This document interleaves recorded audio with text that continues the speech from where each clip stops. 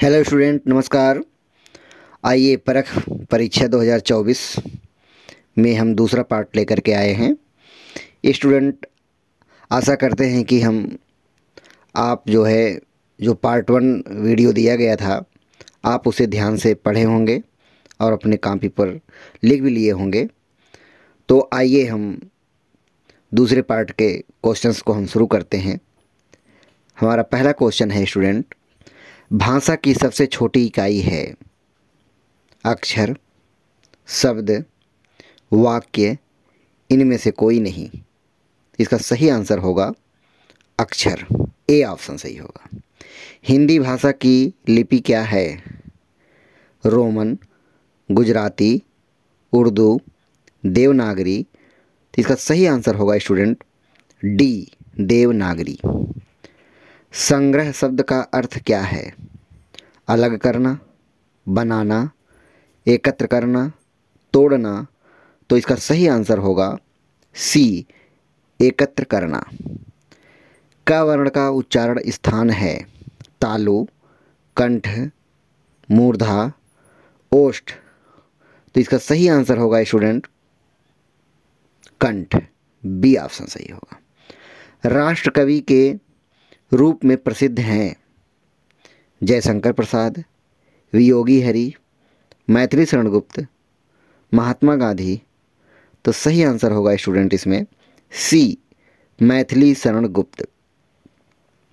छठा प्रश्न है स्टूडेंट हमारा, कामायनी महाकाव्य लिखा है। कामायनी महाकाव्य किसके द्वारा लिखा गया है? तो इसके 4 ऑप्शन दिए गए हैं। सुमित्रानंदन पंत, महावीर प्रसाद द्विवेदी, महादेवी वर्मा, जयशंकर प्रसाद। तो इसका सही आंसर होगा स्टूडेंट डी, जयशंकर प्रसाद। 7वां प्रश्न है, खड़ी बोली हिंदी के जनक हैं। 4 ऑप्शन दिए गए हैं स्टूडेंट। भारतेंदु हरिश्चंद्र, प्रताप नारायण मिश्र, बालकृष्ण भट्ट, उदय शंकर भट्ट। तो इसका सही आंसर होगा student Bharatendu Harishchandra. A option सही होगा।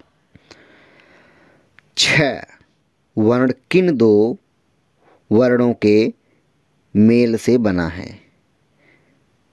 छतरी वाला 6 है स्टूडेंट। तो इसमें 4 ऑप्शन दिए गए हैं।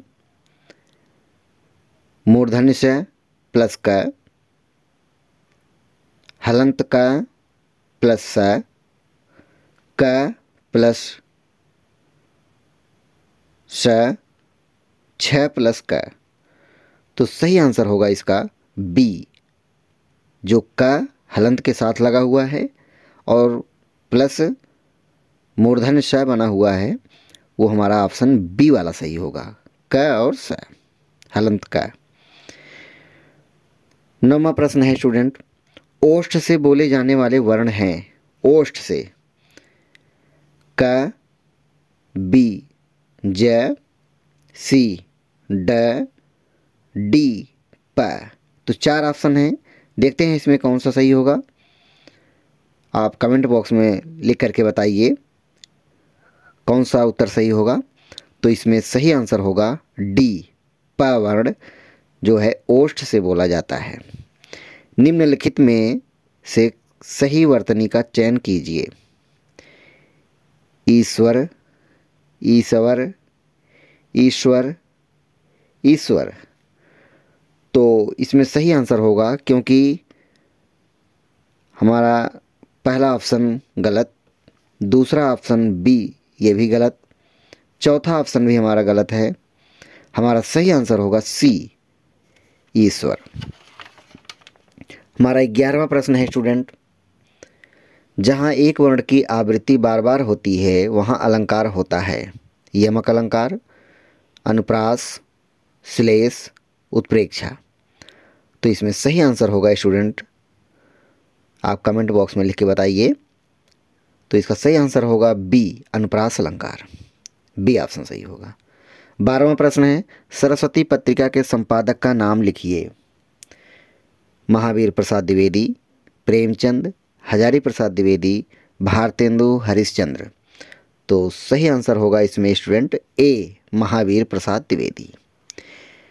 13वां प्रश्न होगा, निम्नलिखित में शुद्ध वर्तनी है। रचयिता, रचयिता, रचयिता, रचिता। तो सही आंसर होगा बी, रचयिता। 14वां प्रश्न है हमारा स्टूडेंट, महत्व में कौन सा प्रत्यय है? प्रत्यय जो अंत में लग करके किसी शब्द के अर्थ को बदल देते हैं उसे प्रत्यय कहते हैं। पन, मह, त्व, तव। तो इसका सही आंसर होगा इसमें त्व, सी ऑप्शन सही होगा। कोष्ठक के अंदर कौन सा चिन्ह है? अल्प विराम है या पूर्ण विराम है, अर्ध विराम है या प्रश्नवाचक चिन्ह है? तो इसका सही आंसर होगा स्टूडेंट डी, प्रश्नवाचक चिन्ह। गिल्लू का प्रिय खाद्य क्या था? 4 ऑप्शन दिए गए हैं, बादाम, काजू, अखरोट, किशमिश। तो इसका सही आंसर, बहुत ही सरल क्वेश्चन, इसका सही आंसर होगा बी, काजू। मंत्र कहानी का भगत किस जीव का मंत्र झाड़ना जानता था? बिच्छू, नेवला, सांप, कुत्ता। तो इसका सही आंसर होगा सी, सांप का मंत्र जानता था। क्योंकि जब डॉक्टर चड्ढा के पुत्र को क्या डस लिया था? सांप। उनके पुत्र का क्या नाम था? कैलाश। 18वां प्रश्न है स्टूडेंट, ब्राह्मण पत्रिका के संपादक हैं प्रताप नारायण मिश्र, भारतेंदु हरिश्चंद्र, बालकृष्ण भट्ट, बाल मुकुंद गुप्त। तो इसका सही आंसर होगा स्टूडेंट ए, प्रताप नारायण मिश्र। 19वां प्रश्न है स्टूडेंट, वर्तनी की दृष्टि से सही युग्म है? इसमें 2 दिए गए हैं, अतिथि, अतिथि, मुनि। बी ऑप्शन है अतिथि मुनि, सी ऑप्शन है अतिथि मुनि, डी ऑप्शन है अतिथ्य मुनि। तो इसमें देखते हैं सही आंसर होगा हमारा बी ऑप्शन सही होगा, अतिथि और मुनि। और जो 3 दिए गए हैं उनमें किसी में बड़ी एक मात्रा लग गया है, किसी में छोटे उक मात्रा लग गया है, इसकी वजह से वो उसमें वर्तनी की दृष्टि से गलत हैं। लेकिन सही हमारा वर्तनी की दृष्टि से होगा बी ऑप्शन सही होगा।